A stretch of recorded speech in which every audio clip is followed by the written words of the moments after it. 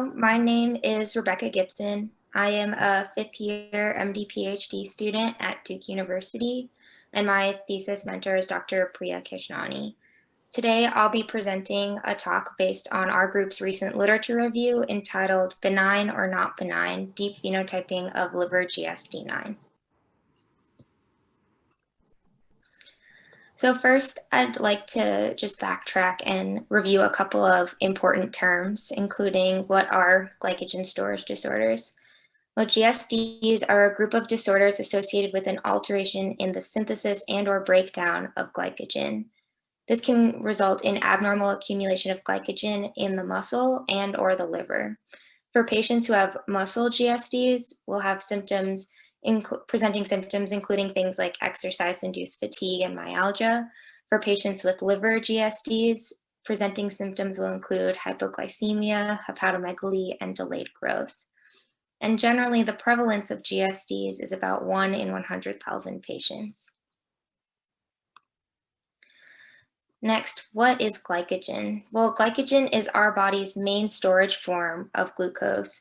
In the first couple hours after a meal, the body utilizes the glycogenolysis pathway to maintain blood glucose levels by breaking down glycogen into glucose. The glycogenolysis pathway is a series of enzymes that breaks down the glycogen polymer into individual glucose monomers. This breakdown of glycogen into glucose relies on an intact series of enzymes known as the glycogenolysis pathway. An alteration in a gene encoding any of the enzymes in this pathway can lead to a glycogen storage disorder. So for example, a mutation in the gene encoding the debranching enzyme is associated with Cory's disease or GSD3. A mutation encoding acid alpha glucosidase is associated with Pompe's disease or GSD2. And a mutation in the gene encoding the most upstream enzyme, phosphorylase kinase, is associated with GSD9, and this will be the focus of the rest of my talk. So what do we know about GSD9? GSD9 is associated with an alteration of the phosphorylase kinase enzyme, or PHK. PHK is the first enzyme in the glycogenolysis pathway and is activated in the liver by the fasted state. So in between meals, the body will release glucagon and epinephrine, which activates the cyclic AMP-PKA pathway and downstream activates glycogen phosphorylase kinase. This downstream will lead to the breakdown of glycogen into glucose. Now, the interesting thing about GSD9 and the phosphorylase kinase enzyme is that PHK is a complex enzyme. It is known as a heterotetramer, which means it's made up of 4 units of 4 individual subunits. These 4 subunits are alpha, beta, gamma, and delta. And these 4 subunits come in both muscle and or liver isoforms. And these subunits are used for the further classification of different subtypes of GSD9. So when we're talking about GSD9 classification, we're classifying based on the organ that's affected and the individual subunit that is mutated. So there are 2 major groups of GSD9, muscle GSD9, which initially presents with myalgia and myopathy, and liver GSD9, which is the more common disease subtype and the focus of my thesis research. All patients with liver GSD9 present with low blood sugars, an enlarged liver or hepatomegaly, and delayed growth. And the most common subtype of liver GSD9 is this alpha-2 subunit, which is a mutation in the alpha subunit of the phosphorylase kinase enzyme. These patients are known as patients with GSD9 alpha-2. The second most common subtype involves mutation in the gamma-2 subunit, which is the catalytic domain here. These patients are known as having GSD9 gamma-2. And the third subtype involves mutation in the beta subunit right here, which is known as GSD9 beta. And until the recent availability of gene panels and exome sequencing, the diagnosis of liver GSD9 did not allow for differentiation of these subtypes.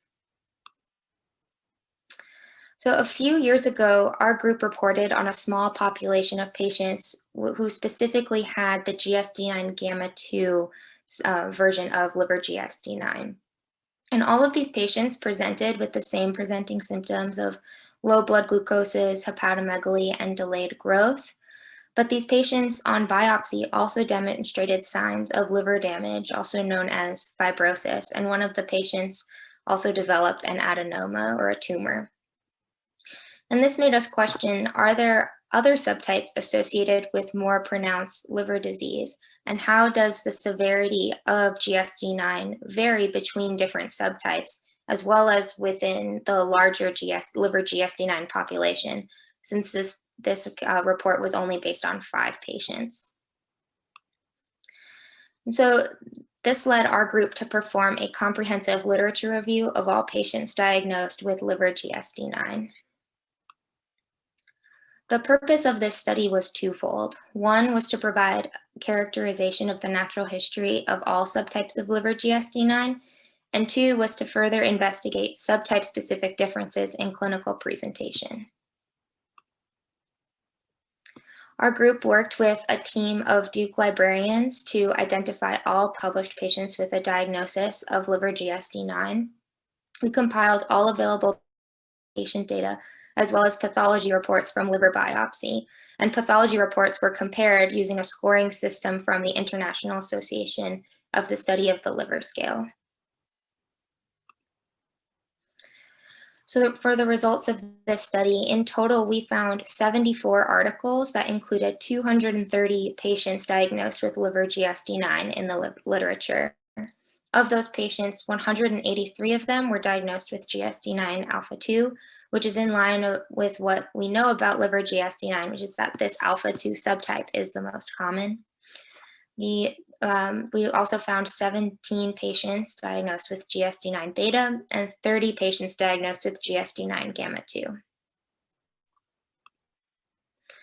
So here you are looking at a figure comparing the age of diagnosis between alpha, beta, and gamma patients. And as you can see, the average age of diagnosis for GSD9 alpha patients was 4 years old, for GSD9 beta was 2 years old, and for GSD9 gamma 2 was 1.8 years old. And this figure could provide support for the disease severity we've seen with GSD9 gamma 2 patients. It's possible that the gamma patients are being diagnosed at an earlier age because they present with a more severe phenotype. Here you're looking at a table of clinical presenting symptoms for all liver GSD9 patients published to date. And as you can see, for many of these presenting symptoms, there was a higher percentage of GSD9 gamma 2 patients that reported the symptom compared to GSD9 alpha 2 and GSD9 beta patients. So for example, when we look at number of patients with hypoglycemia and ketosis, we see that GSD9 gamma 2 patients, 94.7% with fasting hypoglycemia and 100% present with fasting ketosis. Now this figure is providing a visual for some of the data we saw in the prior table. And so as you can see with the presenting symptoms, including hypoglycemia, ketosis, and hypertriglyceridemia, the GSD9 gamma 2 patients present in higher percentages versus the GSD9 alpha 2 and GSD9 beta populations. So for example, again, taking the fasting hypoglycemia, when we look at the GSD9 alpha 2 patients, we see 43% of patients present with low glucose. But then when we look at GSD9 gamma 2 patients, we see that 95% of the patients present with low glucose.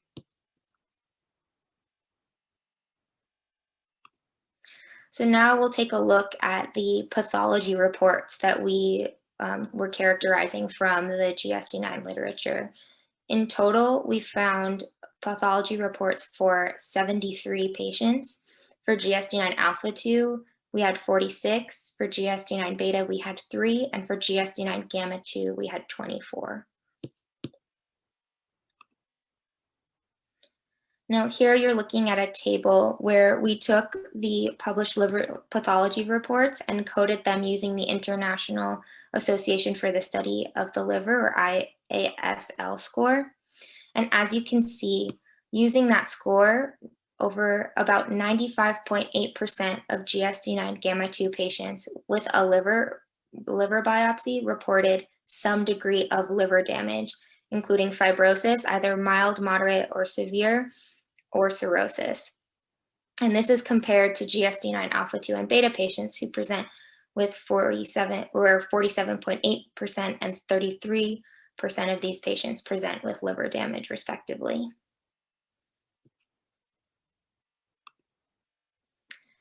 So the conclusions for this study were that the clinical presentation of GSD9 gamma 2 patients is generally more severe than that of GSD9 alpha 2 or beta patients. But we do see some clinical variability in GSD9 alpha 2 patients, where some of the patients will present with a more severe phenotype. This study shows that there is a need for a more robust natural history study to better understand the variability in liver pathophysiology within the liver GSD9 subtypes. And future studies should also include genotype-phenotype comparison, where we can look at mutations and see if there's a relationship between genotype and clinical presentation within the subtypes.